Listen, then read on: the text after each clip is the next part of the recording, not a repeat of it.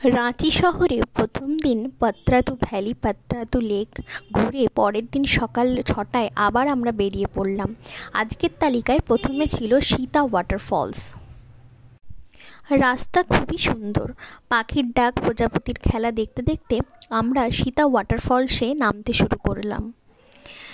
Ranchi station থেকে দূরত্ব 39 kilometre এই জলপ্রপাতের। সময় লেগেছিল ঘন্টা দেড়েক। কাঞ্চি নদীর জলরাশি এই ওয়াটারফলসে নেমে এসেছে। বাজে এখন সকাল 9:10। আমরা এই মুহূর্তে এসেছি দেখতে জোনা ফলস। ওপরে অনেকগুলোই ধাপ আছে, ধাপ আমরা এসেছি, এখনো অনেকটা যেতে হবে। প্রায় 600টি সিঁড়ির ধাপ পেরিয়ে অবশেষে এসে গেছি একদম জলপ্রপাতের কাছাকাছি। এখানে আছে চিলড্রেন্স পার্ক আর অ্যাডভেঞ্চারাস পার্ক।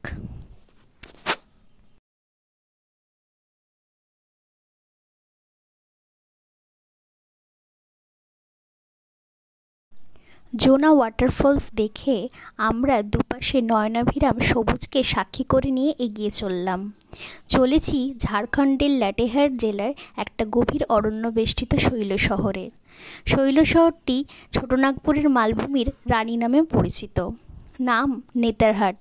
নেতারহাট কথাটা এসেছে নিয়ার টু দ্য হার্ট এই কথাটি থেকে। রাঁচি স্টেশন থেকে নেতারহাটের দূরত্ব ছিল প্রায় 153 কিলোমিটার, যা সময় লেগেছিল ঘন্টা চারেক। দেখতে দেখতে আমরা প্রায় পৌঁছেও গেছি নেতারহাটে। ওখানে পৌঁছে একটু সান্ধ্য ভ্রমণে বেরিয়েছিলাম আর উপভোগ করেছিলাম গোধূলির আলো আঁধারির লুকোচুরি খেলা পাইন গাছের মধ্যে দিয়ে। পরের দিন ভোরবেলা আমরা পৌঁছে গেলাম কোয়েল ভিউ পয়েন্টে। এখান থেকে সূর্যোদয় উপভোগ করা যায়। কোয়েল নদী প্রবাহিত হয়েছে এই উপত্যকা দিয়ে। উপত্যকাটি পাইন বনরাশিতে পরিপূর্ণ।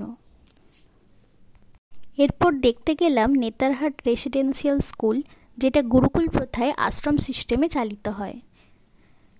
ক্যাম্পাসটা বেশ বড়, চারিদিকটা ভীষণ পরিষ্কার পরিচ্ছন্ন, পুরো কাচের মতো স্বচ্ছ।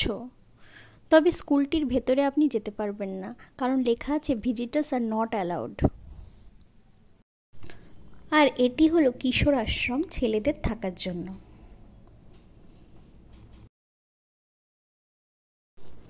এটি হলো চ্যালেট হাউস।